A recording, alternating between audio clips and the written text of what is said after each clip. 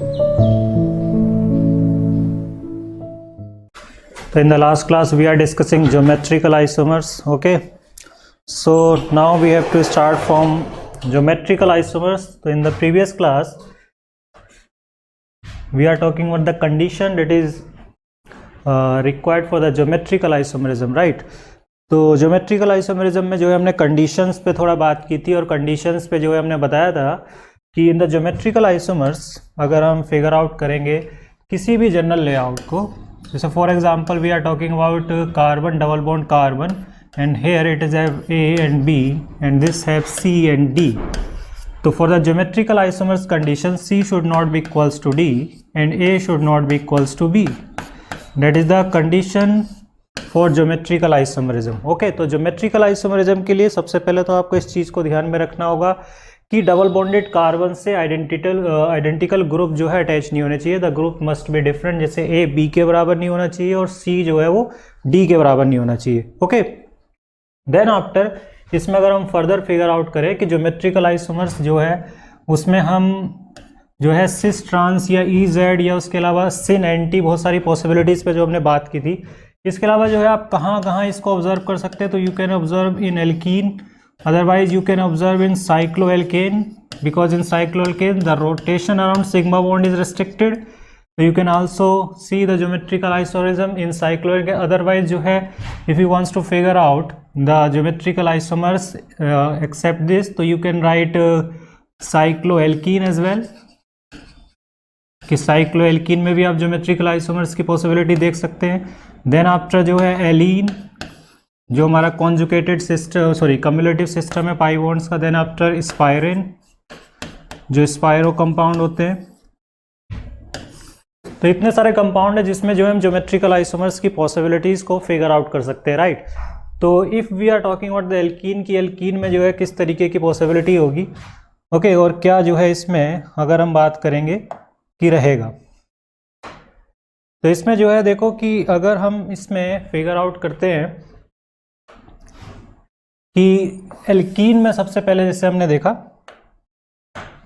कि in the alkene we are talking about cis trans E Z and similarly जैसे cycloalkane की अगर हम बात करें तो in the cycloalkane you can clearly see that the rotation around the sigma bond is restricted. तो if we are talking about this in the 1-2 position then if we have here E and here V and C and D, then A should not be equals to B and similarly C should not be equals to D for geometrical isomers in cycloalkane. Okay, तो similarly if we are talking about the cycloalkene, तो cycloalkene में अगर आप देखोगे तो इसी तरीके से जो है अगर हम इसमें cycloalkene में डिफाइन करेंगे तो इसमें देखो कि cycloalkene में जो है यहाँ पे पाई बॉन्ड के अक्रॉस ही जो है हमें ऑब्जर्व करना है. But before that you have to understand that कि यहाँ पे हमारे पास 3, 4 और 5, 6 इनका जो रिंग होगा. Okay, in this ring even the 7 member ring, right. तो in this 7 member ring there the possibilities of trans isomer is not there because we know that key for the trans isomer we have to rotate this particular bond. So one hydrogen should be connected like this and another will be connected in this direction. So definitely that is not going to possible up to 7 member ring. तो cycloalkene की अगर हम बात करते हैं तो cycloalkene में up to 7 member ring जो है ट्रांस की पॉसिबिलिटी नहीं होती. तो अगर ट्रांस पॉसिबल नहीं होगा तो डेफिनेटली जो हम ये बोलेंगे कि यहाँ पे सिस ट्रांस की पॉसिबिलिटी जो है 7 तक नहीं होगी. बट फ्रॉम द 8 ऑनवर्ड कि जब हम बात करते हैं 8 से ऊपर की, तो 8 से ऊपर में जो है ट्रांस की पॉसिबिलिटी स्टार्ट हो जाती है. तो यहाँ पे जो है you can simply say that कि after 8 member ring in the cycloalkene the possibility of cis trans and E Z will start. Now let's move to allene. Okay, allene की बात करते हैं कि एलीन जो है एग्जैक्टली क्या होता है. तो you should focus on the words and write quickly whatever I am saying related to the cycloalkene and cycloalkane. Okay, तो साइक्लोएल्कीन के बाद जब हम एलीन की बात करेंगे तो in the allene we are talking about cumulative pi bonds, right. So if we are talking about these two types of allene, one which have odd number of pi bonds and other which have even number of pi bonds. Okay, तो जहाँ पे भी pi bond finish हो रहे हैं या and हो रहे हैं तो सिंपली अगर यहाँ पे ये ग्रुप अटैच हैं तो for the geometrical isomers For the geometrical isomers, condition will remain same. A should not be equals to B and C should not be equals to D. Right, ये हमारी condition है कि A जो है B के बराबर नहीं होना चाहिए और C जो है D के बराबर नहीं होना चाहिए. Another thing is that the number of pi bond. अगर हम यहाँ पे एलीन की बात करते हैं तो number of pi bond should be even, sorry odd. तो नंबर ऑफ पाई बॉन्ड जो है net should be equals to odd.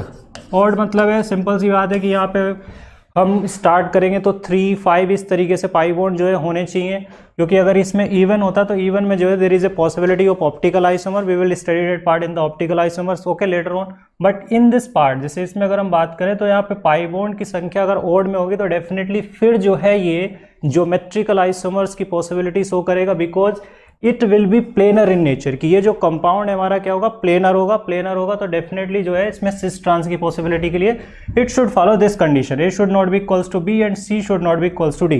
तो once again I am repeating that कि for the geometrical isomers in the allene the number of pi bond should be odd. Okay, कि pi bond जो है कितने होने चाहिए, ओड होने चाहिए. ओके, तो you have to focus on this word. ये जो हमने बताया कि नंबर ऑफ पाई बॉन्ड जो है क्या होने चाहिए, ओड होने चाहिए, तो इसको नोट डाउन कर लीजिए. देन आफ्टर जो है एलीन के बाद जब हम बात करते हैं स्पाइरेन की, तो spirane is similar to allene, but the difference is that कि in place of pi bond here we have ring. यहाँ पे जो है पाई बॉन्ड के प्लेस पे जो है हम किसको लेंगे, रिंग को लेंगे. तो अब देखो किस तरीके से रिंग को लेंगे. तो यहाँ पे जो है सिंपल सी सिचुएशन है कि ऐसे इस तरीके की सिचुएशन होगी ये. तो इस तरीके से स्ट्रक्चर होते हैं तो इनको बोलते हैं स्पाइरेन. तो यहाँ पे देखो कि अगर यहाँ पे जुड़ा है ए और यहाँ पे B and it is C and D, तो डेफिनेटली जो है यहाँ पे for geometrical isomers first of all number of ring should be odd. कि नंबर ऑफ रिंग जो है should be odd. It is similar to the allene. And the other thing is that कि अगर हम इसमें दूसरी चीज पे फोकस करेंगे, then A should not be equals to B and C should not be equals to D. That is for the geometrical isomers in spiren. तो अब जो है हम बात कर रहे हैं स्पाइरेन की. तो स्पाइरेन के लिए जो है आप देख लीजिए कि यहाँ पे भी जो है number of pi bond, sorry number of ring जो है यहाँ पे कितने होने चाहिए, ऑड होने चाहिए. क्योंकि अगर इवन होगा तो definitely it will follow the possibility of optical isomers, but if the number of ring will be 8 then it will follow the possibility of geometrical isomer. But for that A should not be equals to B and C should not be equals to D. कि जहाँ पे भी and हो रहे हैं उन पे जो ग्रुप अटैच है उनको हम देखेंगे. ओके, देन आफ्टर जैसे कुछ लोगों को लग रहा है कि उसको प्रॉब्लम है साइक्लोएल्केन में. ओके, तो once again I will repeat that कि what will B the possibility in cycloalkane. ठीक है, तो इसको आप जो है क्विकली नोट करते रहे. Then after we move to cycloalkane. Okay, कुछ का डाउट है तो उसको क्लियरिफाई कर देते हैं. तो साइक्लोएल्केन में अगर आप देखोगे तो इन साइक्लोएल्केन अगर हम किसी भी सिग्मा बॉन्ड के अराउंड, जैसे यहाँ पे देखो कि यहाँ पे वर्सेटैलिटी बहुत है कि यहाँ पे जो है 1, 2, 1, 3, 1, 4 पोजीशन सभी पे देख सकते हो. तो जैसे देखो यहाँ पे ये 1 पोजीशन मान लेते हैं तो ये सेकंड कार्बन होगा. तो यहाँ पे if it is connected A and if it is B it is C and D. तो similarly for geometrical isomers A should not be equals to B and C should not be equals to D. That is the condition for the geometrical isomer in cycloalkane. The other thing is that कि let's suppose that कि यहाँ पे भी जो है हमने कुछ जोड़ रखा है. Let's suppose that यहाँ पे जो है हमने M जोड़ रखा है और यहाँ पे N जोड़ रखा है, राइट. तो यहाँ पे आप 1, 3 पोजीशन पे भी देख सकते हैं. तो उसके लिए भी जो है M should not be equals to N. तो possibility is that कि these geometrical isomers in cycloalkane can be seen with respect to 1, 2 position, with respect to 1, 3 position, with respect to 1, 4 position. What is the meaning of 1, 4 position? So you can take this example कि here A and B and it is C and D. तो definitely we will simply write A should not be equals to B and C should not be equals to D. Okay, तो that is the possibility. Okay. तो ये हमारा cycloalkane है, जो cycloalkane में जो हम ज्योमेट्रिकल आइसोमर्स की पॉसिबिलिटी ले रहे हैं. Now if we are going to move to cis trans possibility, तो दैट इज क्वाइट सिंपल. कि सिस ट्रांस के लिए जो है आपको पता है, जैसे फॉर एग्जांपल यहाँ पे ए और बी है, यहाँ पे सी और डी है. तो ए इक्वल टू सी हो और B इक्वल्स टू डी हो, और उसके अलावा दोनों भी हो सकते हैं और बोथ. तो that is true for the cis. कि सिस कॉन्फ़िगरेशन के लिए होगा। Similarly if you wants to write for the trans then you can say that कि B should be equals to C और A should be equals to D और both. तो तीनों में से कोई भी एक केस हो जाएगा तो वो जो है ट्रांस हो जाएगा। तो you can simply write that कि ये जो कॉन्फ़िगरेशंस हैं ये जो है किसके लिए वैलिड होंगे, सिस के लिए, and these configuration are valid for the trans isomer. Okay, तो ये जो है दोनों हमने बताया था सिस ट्रांस इन शॉर्ट। अगर आपको किसी को भी देखना है, जैसे आपको पाई बॉन्ड के अक्रॉस देख रहे हैं, तो सिमिलरली जो है you can see that across A sigma bond in cycloalkane. Similarly जो है साइक्लोएल्कीन में भी देख सकते हैं पाई बॉन्ड के अक्रॉस। सिमिलरली जो है स्पायरिन में भी देखेंगे, ठीक है, जो टर्मिनल पोजीशन थी ABCD जो हमने बताया था, उसके अलावा जो है सिमिलरली जो है इसको देख सकते हैं किसमें, एलीन में भी। ओके, तो सिमिलरली बोथ से मेरा मतलब है कि ये दोनों कॉम्बिनेशन हो सकते हैं, A should be equals to C and B should be equals to D। जैसे मैंने यहाँ पे और लिखा है, और बोथ से मेरा मतलब है कि दोनों भी हो सकते हैं। It is not necessary that कि एक ही हो। जैसे फॉर एग्जांपल मैं यहाँ पे लिख भी देता हूँ कि जैसे सिमिलरली जैसे ये है, तो यहाँ पे ये बोथ वाली कंडीशन है, ठीक है, this is represent this condition both. Okay, तो ये तो हमारा इससे रिलेटेड था। नाउ आफ्टर डैट अगर हम इसमें फिगर आउट करें कि प्रॉपर्टीज वाइज अगर हम बात करते हैं इन टर्म्स ऑफ प्रॉपर्टीज, तो यू कैन क्लियरली से दैट कि यहाँ पे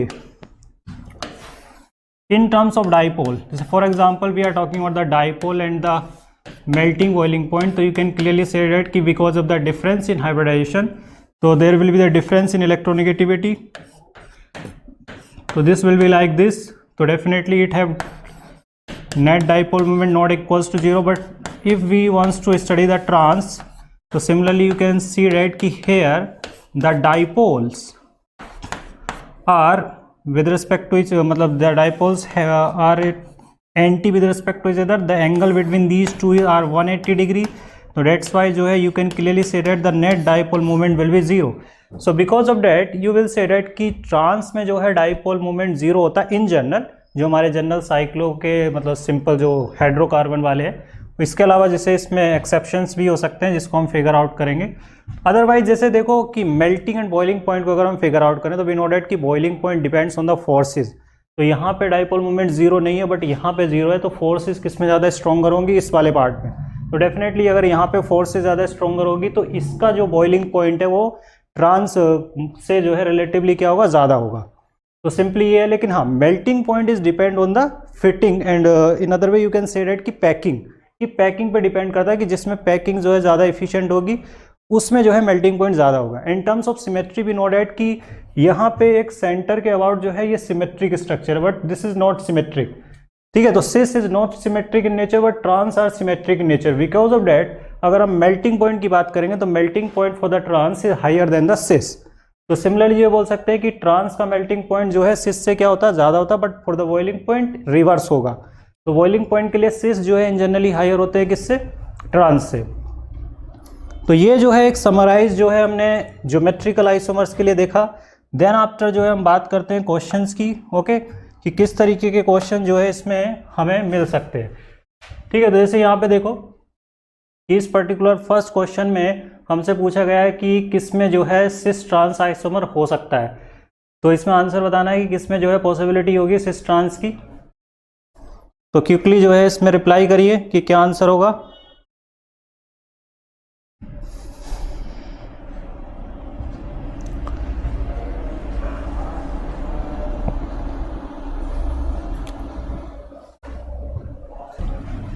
और गिवन द राइट आंसर, तो right answer will be C. तो here you can clearly see that कि यहाँ पे जो है टर्मिनल पोजीशन पे आइडेंटिकल ग्रुप जुड़े हुए हैं, इसमें भी आइडेंटिकल ग्रुप है और इसमें भी आइडेंटिकल है। तो because of that there is only one option left, that is B, ठीक है। तो बी भी जो है ज्योमेट्रिकल आइसोमेरिज्म की कंडीशन भी सेटिस्फाई कर रहा है, that is also for the cis trans.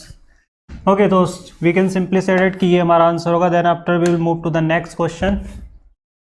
तो इन द नेक्स्ट क्वेश्चन इसमें वंस अगेन जो है हमसे पूछा गया कि किसमें ज्योमेट्रिकल आइसोमरिज्म की पॉसिबिलिटी होगी। ओके, तो जस्ट आंसर दिस क्विकली कि किसमें ज्योमेट्रिकल आइसोमर्स की पॉसिबिलिटी होगी। The first one, if you focus on this one, the first one, तो हियर यू कैन क्लियरली से दैट कि इसमें जो है ट्रिपल बॉन्ड है, तो ट्रिपल बॉन्ड में तो सिस ट्रांस ऑब्जर्व नहीं करते। दूसरा वाला 2 पेंटीन है, the next one is 2 methyl propene, okay. And the next one is 2-methyl 2-butene। तो विच one will be the right answer, इसमें जो है कौन सा सही आंसर होगा इस सब में। जैसे पहले वाले की अगर हम बात करें तो ये जो है किस तरीके का हो जाएगा,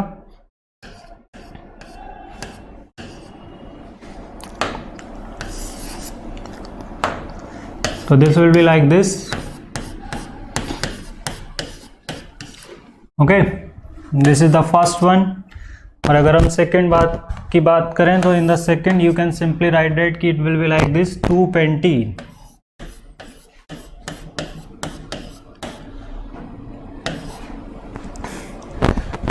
ओके, तो ये आपका 2-pentene हो गया। देन आफ्टर जो है अगर हम आगे बात करें सी वाले की, तो if you wants to focus on the C then you will clearly write कि यहाँ पे लिख रहा है 2-methylpropene। It means it is talking about this. Okay, that is the C option. और डी ऑप्शन की अगर हम बात करेंगे तो 2-butene की बात कर रहा है। ओके, और यहाँ पे जो है 2-methyl भी है। तो बेसिकली जो है after seeing this you have to reply कि which one will be the right answer. जैसे यहाँ पे भी जो है काफ़ी लोग सही आंसर दे रहे हैं, बट कुछ लोगों ने इसका आंसर डी दे दिया। तो you can clearly say that कि यहाँ पे सिर्फ बी ऑप्शन में ही जो है क्राइटेरिया फुलफिल हो रहा है, क्योंकि यहाँ पे you can clearly say that कि जो डबल बॉन्डेड कार्बन से उनके साथ जो ग्रुप है वो डिफरेंट होने चाहिए। Here these two double bonded carbon have the different group, one is H and other one is CH3 and in this particular structure you can simply say that कि one is C2H5 and other one is H।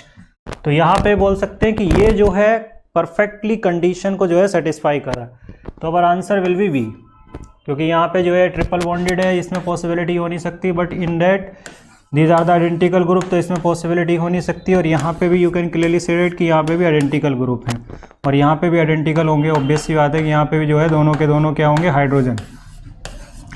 Okay, तो let's move to the next question. तो next question की अगर हम बात करें तो यहाँ पे देखो कि इसमें जो है फिर से हमसे पूछा जा रहा है कि किसमें ज्योमेट्रिकल आइसोमरिज्म की पॉसिबिलिटी नहीं होगी, but here we are using the different pi bond, right. कि यहाँ पे हम जो है पाई बॉन्ड थोड़ा सा चेंज कर दे रहे हैं। अब हम कार्बन डबल बॉन्ड नाइट्रोजन की बात कर रहे हैं।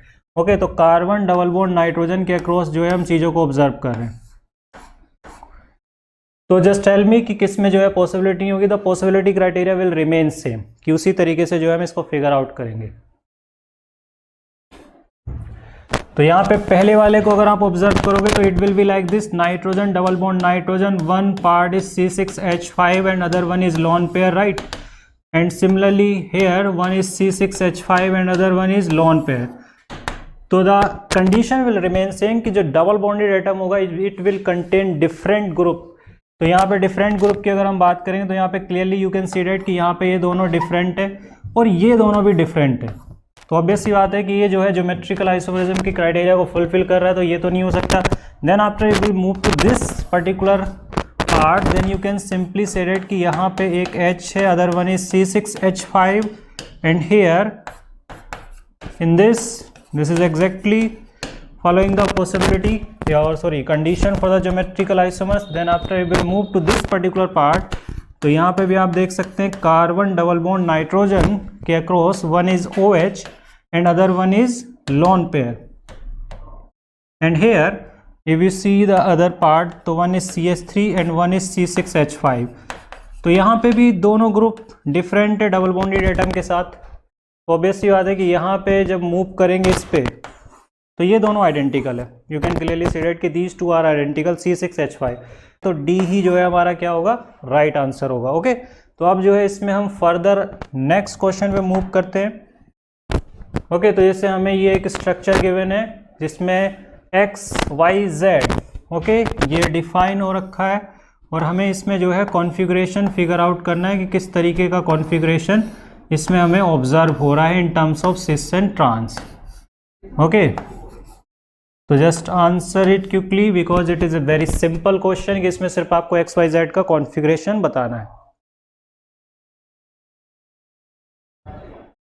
तो यहाँ पे देख सकते हैं, you can clearly see that कि यहाँ पे जो है ये एक सिस कॉन्फ़िगरेशन है this particular Y1 and if you wants to figure out the Z1 तो it is trans in nature, obvious सी बात है। और X जो है वो सिस है Y कॉन्फ़िगरेशन, तो obviously we wants to figure it out कि XYZ जो है क्या होगा, तो X is cis and Y जो है वो भी सिस है एंड Z इज ट्रांस। तो ऑब्वियसली बात है कि यहाँ पे सिस सिस ट्रांस कॉन्फ़िगरेशन रहेगा, तो option A will be correct. तो is it clear to everyone? और किसी को कोई प्रॉब्लम है तो वो आज पूछ सकता है, ठीक है, किसी भी पार्ट में।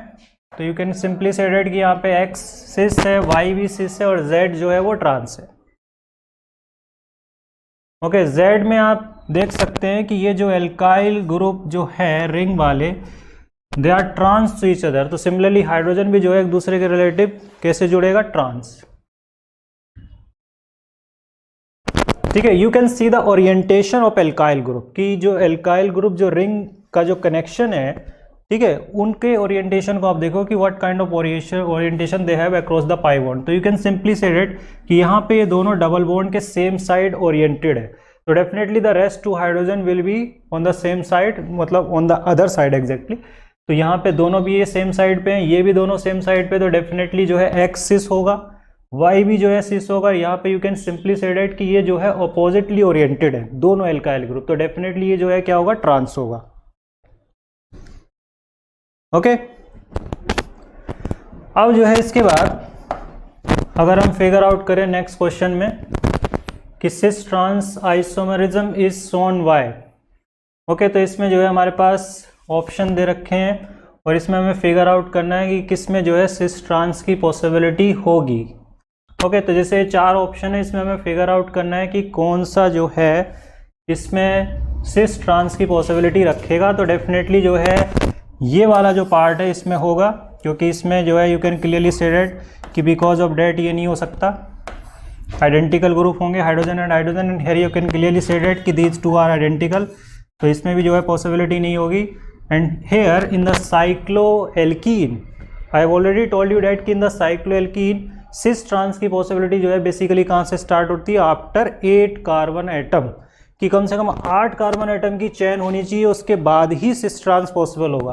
तो यहाँ पे देखो कि इसमें इसके लिए तो सिस ट्रांस पॉसिबल नहीं होने वाला है। ओके, क्योंकि ये 6 मेंबर है, तो इसमें सिर्फ सिस की पॉसिबिलिटी होगी, ट्रांस पॉसिबल नहीं होगा।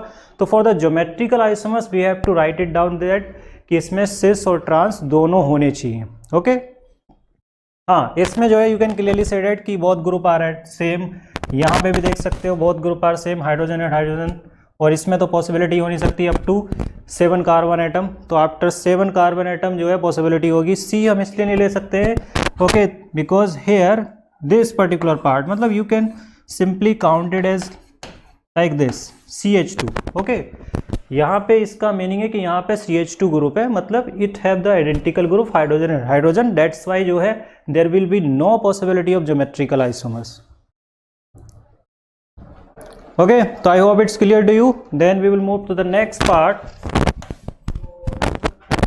ओके, तो ये क्वेश्चन जो है जैसे मैंने आपको बताया भी था कि इसमें जो है स्टीरियो आइसोमेरिज्म की पॉसिबिलिटीज पे भी बात की जा रही है, तो तुम्हें ये बताना है कि किस में स्टीरियो आइसोमेरिज्म पॉसिबल नहीं होगा, कि कौन ऐसा होगा। तो इससे हमारे जो है 2-3 कॉन्सेप्ट क्लियर हो जाएंगे। ठीक है, जैसे मैंने आपको बताया था कि दीज कम्युलेटिव एल्कीन्स, ये कम्युलेटिव जो है पॉलीन्स की अगर हम बात करें, इसमें लगातार डबल बॉन्ड होते हैं, इनको हम बोलते हैं एलीन्स। ओके, और ये जो एलीन्स है, these allenes can have optical isomerism possibilities and also have possibility of geometrical isomerism.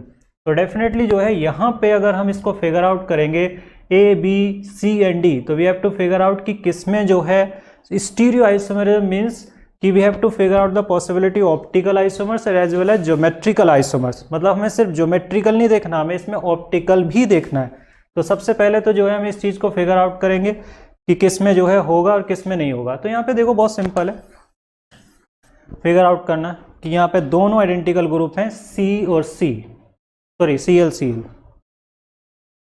Okay, तो इस क्वेश्चन में जैसे क्लियर होगा, जैसे इसमें मैंने आपको क्लेरिफाई भी किया था कि if the allene have even number of pi bond, कि अगर इसमें even number of pi bond होगा then it have possibility of optical isomers, but the criteria will remain same, कि जहाँ पे ये एंड हो रहे हैं, ठीक है, कि जिस पोजीशन पे एंड हो रहे हैं हेयर, तो यू कैन क्लियरली से राइट कि दीज टू ग्रुप्स, जहाँ पे भी एंड हो रहे हैं, these two groups will be different. तो यहाँ पे अगर ये इस तरीके से होगा तो ये डेफिनेटली ये दोनों ग्रुप जो हैं ये अलग होंगे, तभी जो है ये पॉसिबिलिटी रखेगा किसी ऑप्टिकल आइसोमरिज्म की, for that the number of pi bond should be even. Okay, but if the number of pi bonds are odd and these two groups are different, then in that situation it will have the possibility of geometrical isomers. And the basic difference is that कि this particular molecule is planar in nature and this is not planar in nature, कि ये जो है एक 3D molecule होगा और ये एक planar होगा. तो planar हो तो definitely it will show the possibility of geometrical isomers, और यहाँ पे अगर ये प्लेनर नहीं है तो then it will show the possibility of optical isomers.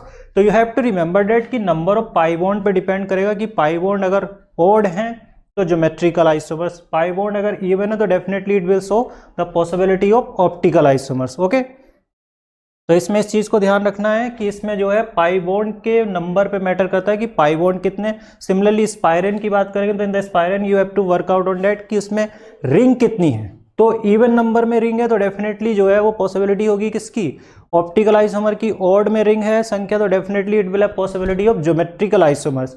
और यहाँ पे जो है टर्मिनल ग्रुप को चेक करना होगा, they shouldn't be same, they should be definitely, मतलब they should be different with respect to each other. जैसे आई और एफ यहाँ पे और Cl और Br है. ओके, तो इसी चीज को जो है हम किस में देखेंगे, ऑप्टिकल में भी देखेंगे. अब देखो इसके बाद जैसे यहाँ पे ऐसे ये क्वेश्चन है तो इसमें हमसे पूछा जा रहा है कि कौन सा पेयर जो है ज्योमेट्रिकल आइसोमर्स की बात कर रहा है. तो इसमें जो है सिमिलरली उसी कॉन्सेप्ट के बेसिस पे आपको फिगर आउट करना जो मैंने अभी बताया आपको. तो इसमें जो बताओ कि किस पेयर में या कौन सा ऑप्शन जो है इसके लिए सही होगा.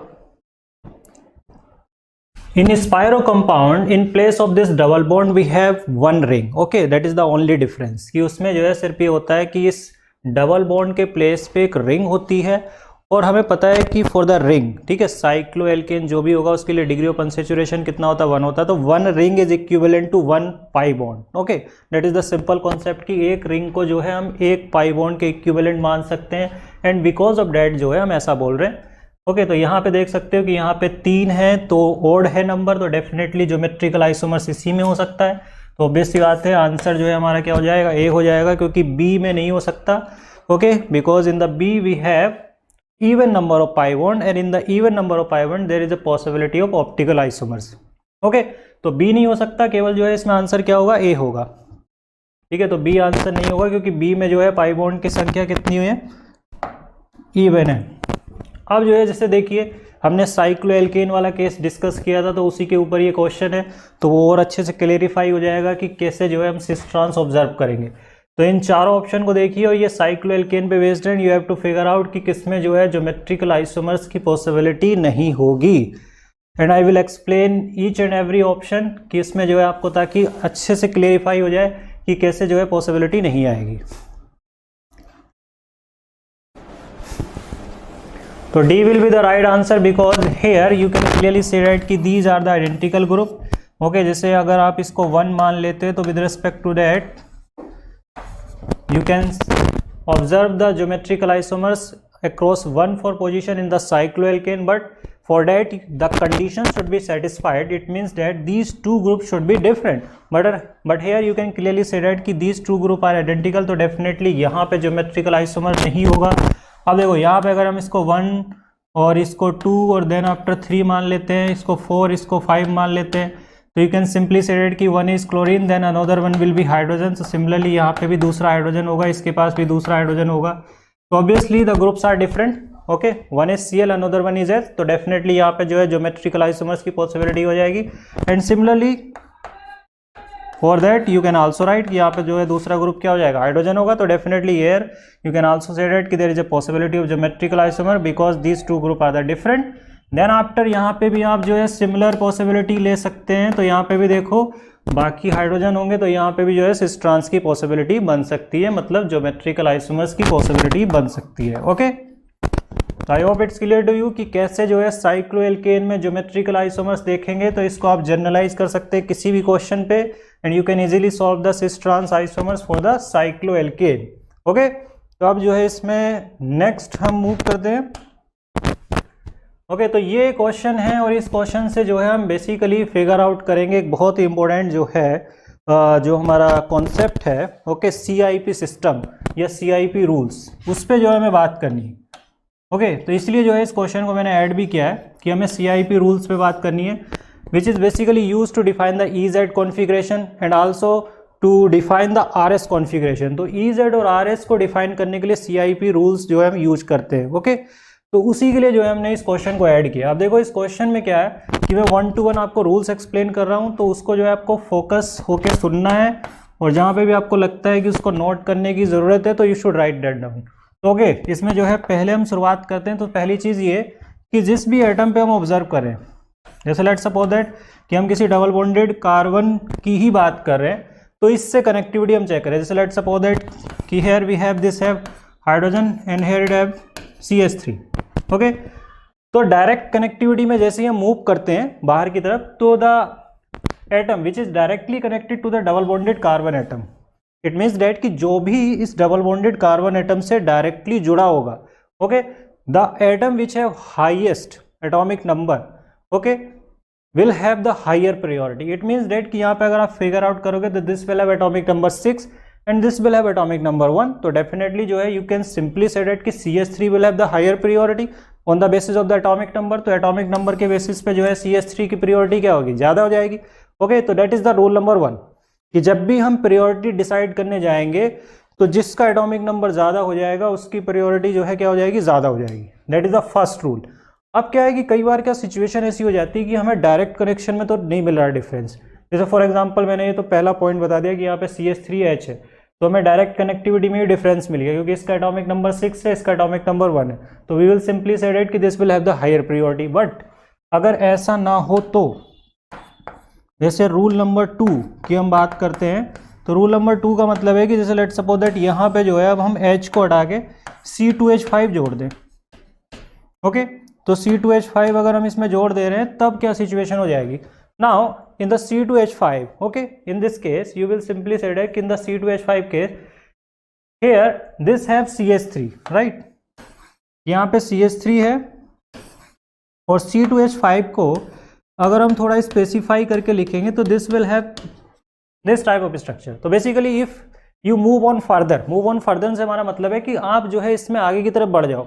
अगर आपको पहली कनेक्टिविटी में डिफरेंस नहीं मिल रहा then you move to the next connectivity, कि पहली कनेक्टिविटी में डिफरेंस नहीं मिला, आगे बढ़ जाओ। आगे बढ़ जाओगे तो डेफिनेटली यहाँ पे हाइड्रोजन है और यहाँ पे देखो कि हाइड्रोजन के अलावा यहाँ कार्बन भी है। बेसिकली यहाँ से हमें डिफरेंस मिल गया फ्रॉम दिस पॉइंट। ओके, तो सिंपली जो है this group will have the higher priority.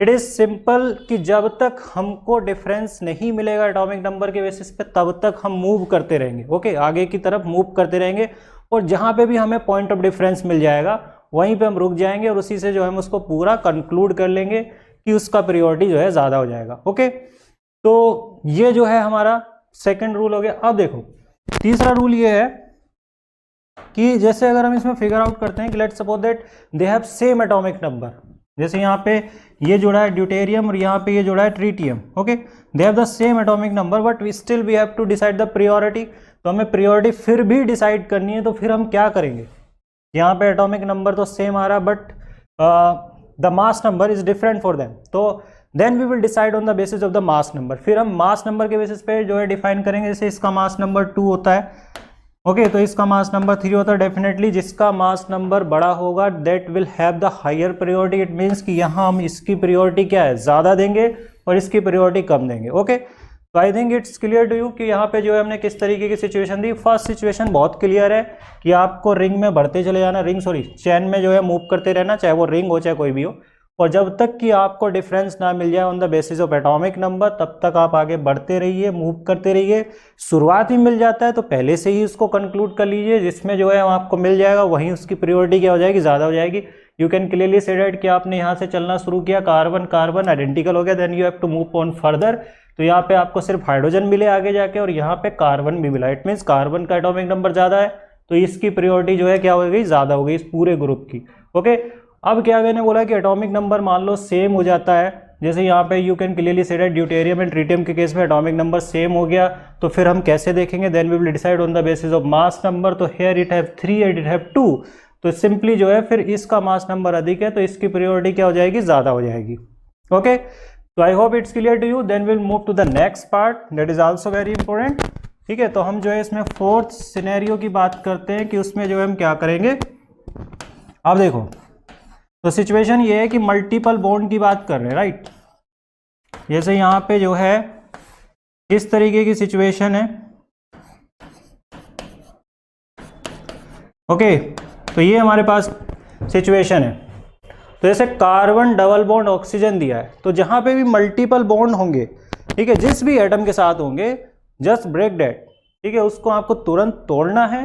तोड़ने के बाद आपको क्या करना है कि उतने ही सिग्मा बॉन्ड उसके साथ जो है प्लेस कर देना। It means that you have to write it as like this, okay. आपको कुछ इस तरीके से इसको लिखना है, कार्बन ऑक्सीजन के साथ 2 सिग्मा बॉन्ड जनरेट कर दे रहे हैं, मतलब जितने पाई बॉन्ड होंगे उतने सिग्मा बॉन्ड जनरेट कर दे रहे हैं उस एटम के साथ। Then you have to compare with this, फिर इसके साथ कंपेयर करना है। अब देखो, यू कैन क्लियरली से that in the direct connectivity it have carbon, it also have carbon, but in the next connectivity it have oxygen, but it also have oxygen. Then if we wants to see the difference, then you can clearly say that कि इसमें बाकी दोनों तो hydrogen है, लेकिन यहाँ पे बाकी दोनों की बजाय एक ऑक्सीजन यहाँ पे है। इट मीन्स हमें ऑक्सीजन से डिफरेंस मिल गया, क्योंकि यहाँ पे जो है देखो, यहाँ पे ऑक्सीजन है, यहाँ पे ऑक्सीजन है, बट ये ऑक्सीजन इसके लिए एक्स्ट्रा हो गया। तो ऑब्वियस सी बात है, इसकी प्रायोरिटी जो है हम क्या लेंगे, ज़्यादा लेंगे। इट मीन्स यहाँ पे जब भी आपको ट्रिपल बॉन्ड, डबल बॉन्ड, जितने ही बॉन्ड दिखे, तो आपको कुछ नहीं करना, उसको जो है इतने ही सिग्मा बॉन्ड बना देने उस एटम के साथ, ओके। और उसमें देखो एक बहुत इंपॉर्टेंट पॉइंट भी है जिसको मैं एक्सप्लेन भी करूंगा, इसी में है वो, कि मल्टीपल बॉन्ड बनाते समय जो है एक प्रॉब्लम आ जाती है कई बार स्टूडेंट को, तो उसको भी क्लियरिफाई करेंगे कि उसमें कैसे जो है, ठीक है, सॉर्ट आउट करें, ओके। तो यहाँ पे जो है, अब देखो इसमें जो है इस पॉइंट के अलावा एक पॉइंट ये है कि जैसे मैं एक स्ट्रक्चर आपके लिए बना देता हूं, जिससे आपको काफ़ी हद तक क्लियर हो जाएगा वो। जैसे फॉर एग्जांपल, जैसे इसी में हमारे पास ये CHO ग्रुप है and other one is this OH and H, okay. Now जैसे लेट्स सपोज दैट इसको मैं फर्स्ट ग्रुप मान ले रहा हूँ, इसको सेकेंड ग्रुप, और अब मैं आपसे पूछता हूं कि किसकी प्रायोरिटी ज़्यादा होगी, which will have the higher priority between 1 and 2। तो 1 एंड 2 में जो है किसकी प्रायोरिटी हम ज़्यादा लेंगे, जस्ट टेल मी, किसकी प्रायोरिटी जो है इन दोनों में हम ज़्यादा लें, किस ग्रुप को जो है ज़्यादा प्रायोरिटी दें। अब देखो, इसमें बहुत इंपॉर्टेंट पॉइंट भी है ये, कि जब हम इसको सिंगल बॉन्ड में कन्वर्ट कर रहे हैं, तो सिचुएशन में से इस ग्रुप को कैसे लिखेंगे। तो इस ग्रुप को simply this particular group, we are writing this particular group like this, okay. But we know that कि ऑक्सीजन इज डाइवेलेंट, कि ऑक्सीजन जो है डाइवेलेंट इन जनरल जो है वो 2 बॉन्ड बनाता है। तो अभी तो इसकी कोवेलेंसी कंप्लीट नहीं हुई है, जैसे हमने सिग्मा बॉन्ड जनरेट तो कर दिया। तो व्हाट वी डू नेक्स्ट, तो इससे आगे जो है हम क्या करेंगे, तो इससे आगे करेंगे कि इसकी कोवेलेंसी जनरेट मतलब कंप्लीट करने के लिए we will attach carbon, okay. मतलब इसको जो है कुछ इस तरीके से अंडरस्टैंडिंग रहेगी हमारी, कोवेलेंसी को जो है सेटिस्फाई करने के लिए इन ग्रुप की। तो in that way you can simply say that कि अब इनको कंपेयर करना है आपस से, मतलब इन दोनों को, दिस वर्सेस दिस। तो इन दोनों को आपस में कंपेयर करके बताओ कि किसकी प्रायोरिटी ज़्यादा नज़र आ रही है। I hope it's clear to you now, ठीक है। तो इसमें अब देखो, इसको ऐसे ऑब्जर्व करना है, क्योंकि ऑक्सीजन को सिर्फ सिग्मा बॉन्ड बना के छोड़ नहीं देना है, उसके बाद इससे कार्बन फिर से अटैच करना है, तब जो है डिफरेंस कंपेयर करें, क्योंकि ऑक्सीजन को हम एक ही बॉन्ड के साथ नहीं छोड़ सकते, ऑक्सीजन को जो है हमें 2 बॉन्ड बनाने होंगे। तो now I think it's clear to you कि अब जो है हम किसको प्रायोरिटी ज़्यादा देंगे, फर्स्ट वाले को। तो first one will have the higher priority, इसकी प्रायोरिटी क्या होगी, हायर होगी, ओके। तो ये क्लियर हो गया, ओके। डेफिनेटली जो है अब हमारा जो है 1 वाला ज़्यादा प्रायोरिटी होगा। तो ये सिर्फ इसमें नहीं करना है, नाइट्रोजन भी आता है, तो नाइट्रोजन के लिए भी सेम काम करना है कि अगर नाइट्रोजन से भी सिग्मा बॉन्ड जनरेट कर देते, तो to complete the valency of nitrogen you have to attach the C, okay. Then you will compare that, okay. तो इसके बाद जो है मैं फर्दर इसमें EZ के लिए लिख देता हूँ कंडीशन। तो EZ की कंडीशन बहुत सिंपल है कि अगर डबल बॉन्ड के क्रॉस हायर प्रायोरिटी ग्रुप जो है दोनों सेम साइड पे हैं, इट मीन्स डैट जैसे for example we have C2H5CH3, okay, and here we have T and D। तो वी नो डैट कि यहाँ पे हम सिस ट्रांस तो देख नहीं सकते, क्योंकि all these group are different with respect to each other, तो डेफिनेटली हमें कोई दूसरा देखना पड़ेगा, तो दूसरे में EZ आता है, तो यहाँ पे इसकी प्रियोरिटी जो है सबसे ज़्यादा है और यहाँ पे इसकी प्रियोरिटी ज़्यादा है, तो highest priority group are on the same side, तो डेफिनेटली ये जो है क्या होगा, Z आइसोमर होगा। ओके, तो अगर highest priority group same side पे है तो इसको हम Z आइसोमर बोलेंगे, अगर ये अपोजिट साइड पे होते तो इसको हम E आइसोमर बोलते। अब जो है इसका आंसर बताइए, क्वेश्चन नंबर 17 का आंसर बताइए कि what will be the answer of question number 17। Answer तो इसका बहुत इजी है। ओके, तो फर्स्ट कनेक्टिविटी को देखो, पहले कनेक्टिविटी को देखो, नाइट्रोजन और कार्बन में तो सिंपल डिफरेंस नजर आ रहा है ना, डायरेक्ट कनेक्टिविटी से nitrogen have the higher atomic number, तो डेफिनेटली तो उसको पहले लेना ही होगा। तो यहाँ पे जो है सिंपल सी बात है कि नाइट्रोजन वाले तो कार्बन वाले से पहले ही आएंगे, तो इसमें जो है कुछ ऑप्शन तो ऐसे ही जो है बाहर चले जाते हैं अंडरस्टैंडिंग पॉइंट ऑफ व्यू से। तो यहाँ पे देखो कि इसमें नाइट्रोजन के बाद ऑक्सीजन है। ओके, यहाँ पे नाइट्रोजन के बाद हाइड्रोजन दे रखा है,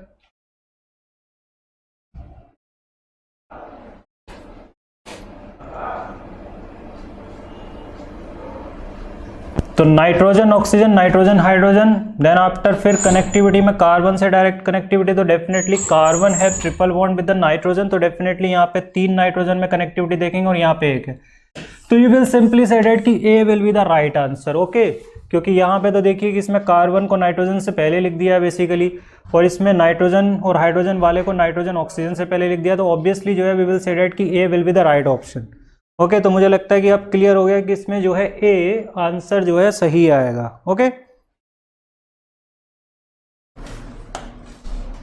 ओके, तो अब जो है इसमें आपको बताना है कि इसमें जो है किस तरीके का कॉन्फ़िगरेशन है on the basis of E and Z। तो E और Z के बेसिस पे इसका कॉन्फ़िगरेशन असाइन करिए, जो अभी हमने डिस्कस किया है थोड़ी देर पहले ही, कि what will B the configuration of this one in terms of E and Z।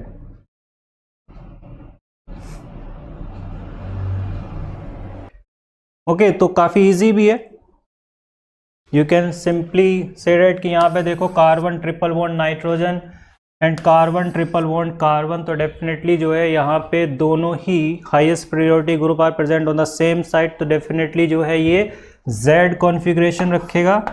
Okay, तो it will be Z isomer. Okay,